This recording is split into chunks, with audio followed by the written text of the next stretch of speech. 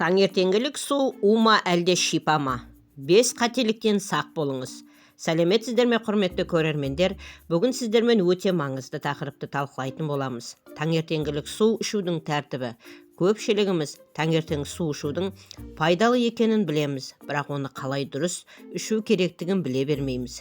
Егер сіз су ішкен кезде осы 5 қателікті жіберсеңіз, таңертеңгілік су уға айналады. Я, дұрыс естідіңіздер. Пайдалы деп жүрген әдетіміз кері әсерін тигізуі мүмкін. Сондықтан бүгінгі видеода біз осы қателіктерді жіктеп, оларды денсаулыққа қандай зиян келтіретінін және оларды қалай болдырмауға болатынын егжей-тегжейлі қарастыратын боламыз. Таңертеңгілік бір стақан су бұл біздің ағзамыз үшін нағыз ояту қоңырауы іспеттес. Ол түнгі ұйқыдан кейінгі сусызданған денеге ылғал беріп, зат алмасу процесін іске қосады. Ас қорыту жүйесін дайындайды және жалпы сергектік сыйлайды. Алайда осы қарапайым ғана рәсімнің өзіндік ережелері бар. Егер біз осы ережелерді ескермесек, онда күткен пайдамыздың орнына байқаусызда денсаулығымызға зиян келтіріп алуымыз ықтимал. Бұл ақпарат әрқайсымыз үшін маңызды, себебі дұрыс әдеттер сауатты өмір салтының негізі. Бүгінгі видеомыздың мақсаты сіздерге таңертеңгілік су ішудің барлық қыр-сырын ашып көрсету. Біз тек қателіктерді атап қана қоймай, әрқайсысының себеп салдарын талдап, оларды түзетудің нақты жолдарын ұсынамыз. Осы арқылы сіздер таңертеңгілік судың барлық пайдасын мейлінше сезініп, күні бойы сергек әрі сау жүретін боласыздар. Ендеше назарларыңызды экранға аударып, бізбен бірге болыңыздар. Өйткені денсаулық біздің басты байлығымыз. Дайын болсаңыздар, бастайық. Бірінші қателік – су ішудің дұрыс уақытын білмеу. Бірінші және ең жиі кездесетін қателік – бұл таңертеңгілік суды ішудің оңтайлы уақытын дұрыс таңдамау. Көптеген адамдар таңертеңгілік тұра сала басқа шаруаларға кірісіп кетіп, су ішуді ұмытып кетеді. Алайда есте ұстаңыздар, таңертеңгілік су ішудің ең жақсы уақыты бұл сіздің оянғаннан кейінгі алғашқы сәтіңіз, яғни төсектен тұрып беті-қолды жуғаннан кейін бірден бір стақан су ішкен абзал. Дәл осы кезде ағзаңыз түнгі ұйқыдан кейін қатты сусызданған болады және оған шұғыл түрде ылғал қажет. Бұл су сіздің ішкі мүшелеріңізді оятып, олардың жұмысын реттеуге көмектеседі.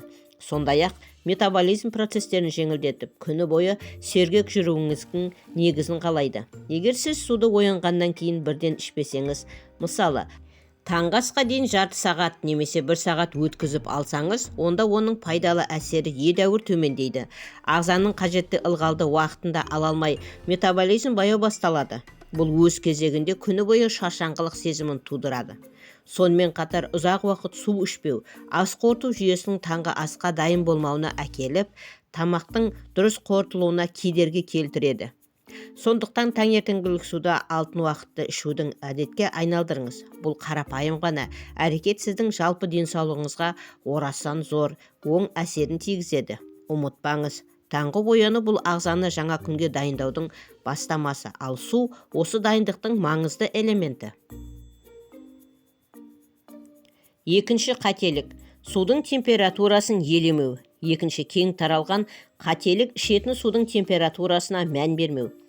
Кейбіреулер таңертең мұздай су ішкенді ұнатса, енді біреулер ыстық суды жөн көреді. Алайда денсаулық тұрғысынан алғанда екі жағдайда оңтайлы емес.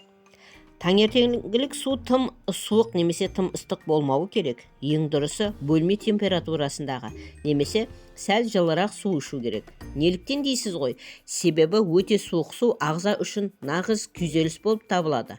Ол асқазан мен ішек жолдарының қан тамырларын кенеттен тарылтып, ас қорыту процесін баяулатады.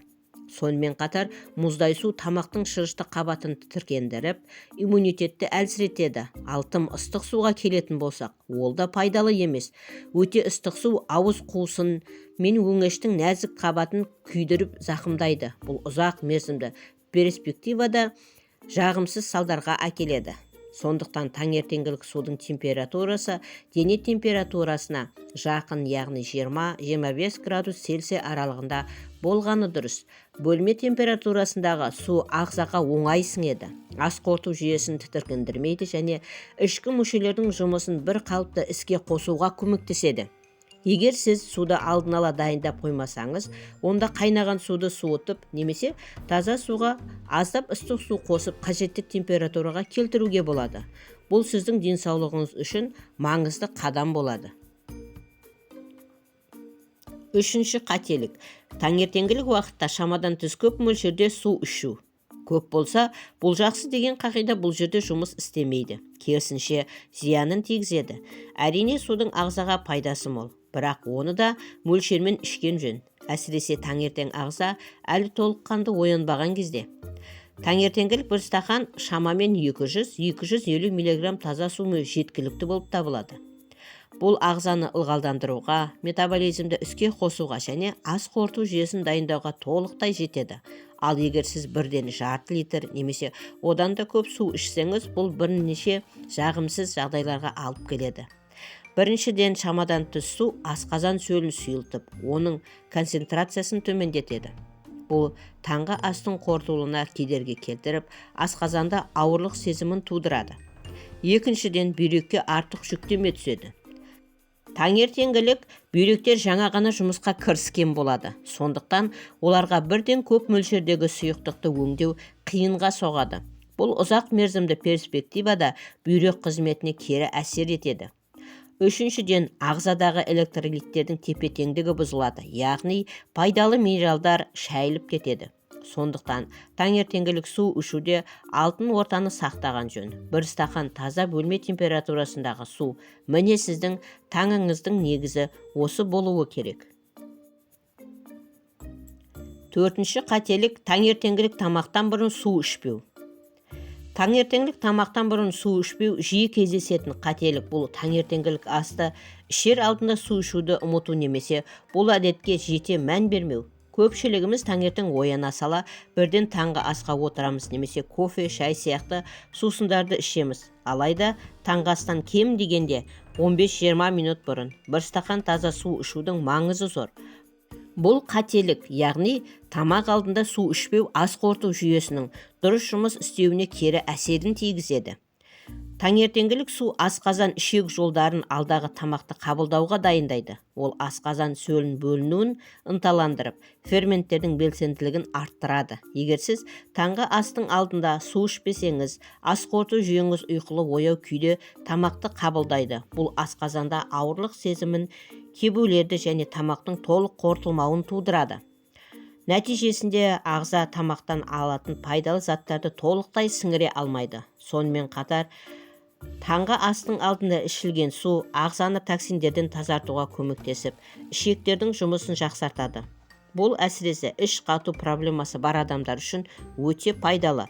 Сондықтан таңғы асыңызды бастамас бұрын міндетті түрде бір стақан жылы немесе бөлме температурасындағы су ішуді әдетке айналдырыңыз. Бұл сіздің ас қорытуыңызды реттеп, күні бойы өзіңізді жеңіл сезінуіңізге көмектеседі. Бесінші қателік. Ішетін судың сапасына мән бермеу. Бесінші, бірақ маңыздылығы жағынан кем түспейтін қателік.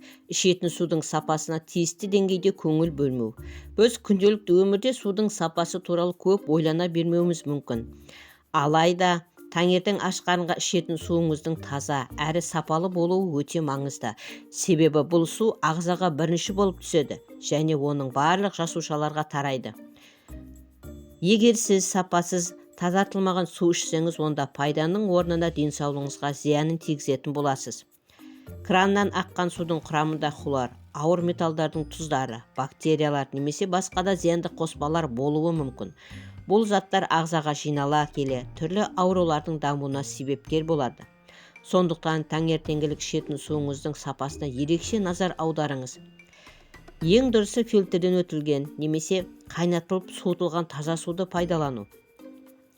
Бөтелкедегі тазартылған суды да пайдалануға болады, бірақ оның да сақталу мерзімі мен шарттарына мән берген жөн. Есіңізде болсын, таза су бұл денсаулықтың негізі. Ол ағзадағы барлық биохимиялық процестерге қатысады, жасушаларды қоректендіреді, токсиндерді шығарады және иммунитетті нығайтады. Сапалы су ішу арқылы сіз өзіңіздің жалпы жағдайыңызды жақсартып қана қоймай, созылмалы аурулардың алдын аласыз. Таңертеңгілік су ішу рәсімін денсаулыққа пайдалы ету үшін оның сапасын бірінші орынға қойыңыз. бұл сіздің ағзаңызға жасаған ең жақсы қамқорлығыңыз болады. Міне, құрметті көрермендер, біз бүгін таңертеңгілік су ішу кезінде жиі жіберілетін 5 негізгі қателікті талқыладық. Көріп отырғандарыңыздай, қарапайым ғана әдеттің өзіндік ережелері мен қыр-сырлары бар екен. Су ішудің дұрыс уақытын білмеу, судың температурасын елемеу, тым көп су ішу, таңғы астың алдында су ішпеу және судың сапасына мән бермеу, осы қателіктердің барлығы біздің денсаулығымызға кері әсерін тигізетіні анық. Енді сіздер бұл қателіктер туралы білесіздер және олардан аулақ болудың жолдарын түсіндіңіздер деген үміттеміз. Есіңізде болсын, таңертеңгі дұрыс ішілген 1 стақан жылы су бұл сіздің күні бойы сергектігіңіздің, жақсы көңіл күйіңіздің және мықты денсаулығыңыздың кепілі. Бұл пайдалы әдетті өміріңіздің ажырамас бөлігіне айналдыру арқылы сіз ағзаңызға үлкен көмек көрсетесіз. Ағзаңыз сізге алғысын білдіретіні сөзсіз. Осы қателіктерден аулақ болыңыз және таңертеңгілік су ішудің пайдасын көріңіз. Денсаулық бұл біздің ең басты байлығымыз. Сондықтан оған немқұрайлы қарамауға тырысайық. Осымен видеомыз аяқталды. Бүгінгі ақпарат сіздерге пайдалы болды деп ойлаймыз. Егер видео ұнап жатса, арнаға тіркеліп лайк басуды ұмытпаңыздар. Өздеріңіз таңертеңгілік су ішу әдеттеріңіз туралы немесе сұрақтарыңыз болса, пікірлер бөліміне жазуға болады. Біз әрбір пікірді мұқият оқып жауап беруге тырысамыз. Сіздермен бірге болғанымызға қуаныштымыз. Келесі видеода кездескенше аман сау болайық. Дендеріңіз сау болсын. Ақпаратымыз пайдаларыңызға жарасын.